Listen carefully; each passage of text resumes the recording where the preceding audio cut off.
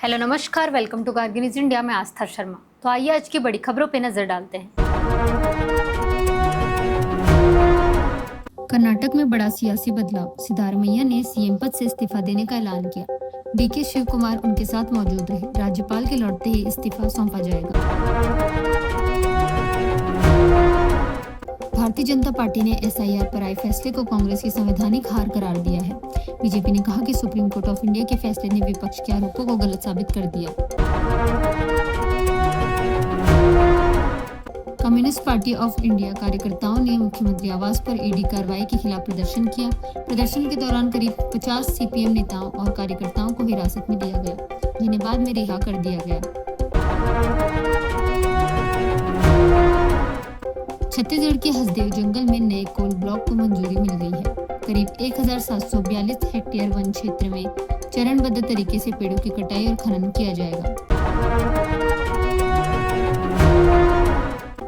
राहुल गांधी ने सीबीएसई की on screen marking प्रक्रिया में कॉन्ट्रैक्ट देने पर सवाल उठाए हैं। वहीं central board of secondary education ने इन आरोपों को भ्रामक बताते हुए खारिज कर दिया। असम विधानसभा ने यूसीसी बिल पास कर दिया है, जिस पर विपक्ष ने आदिवासी समुदायों को छूट देने और लिव इन रजिस्ट्रेशन प्रावधान पर सवाल उठाए। मुख्यमंत्री हेमंत बिस्वा शर्मा ने कहा कि यह कानून रिश्तों में जिम्मेदारी सुनिश्चित करने के लिए जरूरी है।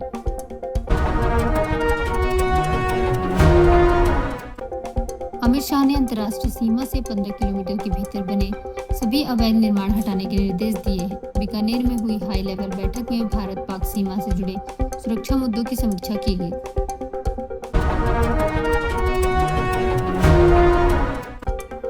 केंद्र सरकार ने सार्थक पीडीएस योजना के विस्तार और आधुनिकीकरण के लिए 25,530 करोड़ रुपए की मंजूरी दी है। नरेंद्र मोदी की अध्यक्षता में हुई सीसीईए बैठक में यह फैसला लिया गया। विजय ने दिल्ली में प्रधानमंत्री नरेंद्र मोदी से मुलाकात की। तमिलनाडु हाउस पहुंचने पर विजय को गार्ड ऑफ ऑनर भी दिया गया।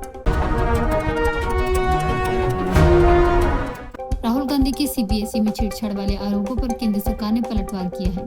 केंद्रीय मंत्री धर्मेंद्र प्रधान ने कहा कि लगातार चुनावी हार से राहुल गांधी हताश हो गए हैं। एआईएडीएमके के सांसद ने 4 विधायकों के इस्तीफे और टीवीके में शामिल होने पर सीबीआई जांच की मांग की है। मामले को लेकर तमिलनाडु की राजनीति में सियासी घमासान तेज हो गया है। भारतीय जनता पार्टी ने 3 राज्यों के नए प्रदेश अध्यक्षों का ऐलान कर दिया है। हर्ष मल्होत्रा को दिल्ली बीजेपी का नया प्रदेश अध्यक्ष नियुक्त किया गया है। सिद्धारमैया ने कर्नाटक कैबिनेट में अपने इस्तीफे की पुष्टि कर दी है। अब राज्य की सियासत में सबकी नजर डीके शिव कुमार पर टिकी हुई है। भारत अमेरिका व्यापार वार्ता अगले हफ्ते होने जा रही है, जिसे ऐतिहासिक बताया जा रहा है। अमेरिकी प्रतिनिधिमंडल का नेतृत्व ब्रेंडन लेंच करेंगे।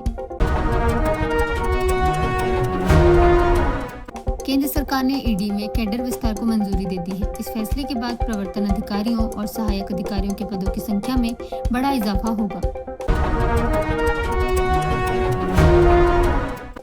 सिद्धारमैया के इस्तीफे की अटकलों के बीच कर्नाटक कांग्रेस में हलचल तेज हो गई है। कांग्रेस विधायकों का कहना है कि डीके शिव कुमार के अगले मुख्यमंत्री बनने की संभावना बेहद मजबूत है। डोनाल्ड ट्रंप ने कहा कि अब्राहम एकॉर्ड्स पर सहमति के बिना ईरान डील आगे बढ़ेगी या नहीं, इस पर उन्हें भरोसा नहीं है। ट्रंप ने कहा कि वे किसी जल्दबाजी में नहीं है और ईरान उन्हें आउटक्लास नहीं कर पाएगा। इजरायल ने दावा किया है कि गाजा में एयर स्ट्राइक में हमास के सशस्त्र विंग के प्रमुख मोहम्मद ओदेह मारे गए हैं। इजरायल के मुताबिक गाजा युद्ध शुरू होने के बाद मारे गए यह चौथे अल कसम ब्रिगेड प्रमुख हैं।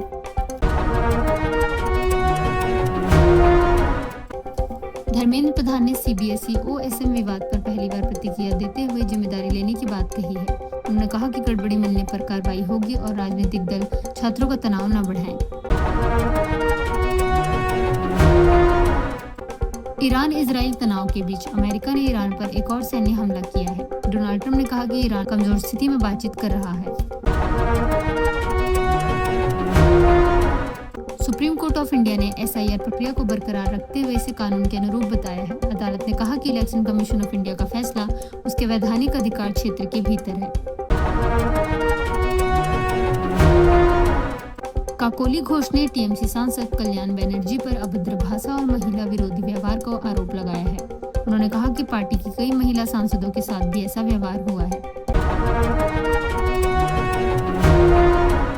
डोनाल्ड ट्रंप ने कहा है कि ईरान के साथ चल रही डील से अमेरिका अभी संतुष्ट नहीं है। ट्रंप ने कहा कि ईरान समझौता करना चाहता है, लेकिन बातचीत अभी अंतिम मंजिल तक नहीं पहुंची है।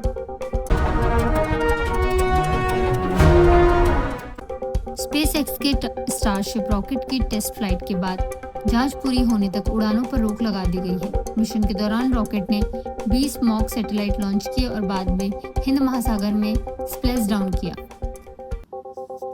ये थी आज की बड़ी खबरें। बने रहिए गार्गी न्यूज इंडिया के साथ। मैं आस्था शर्मा, धन्यवाद।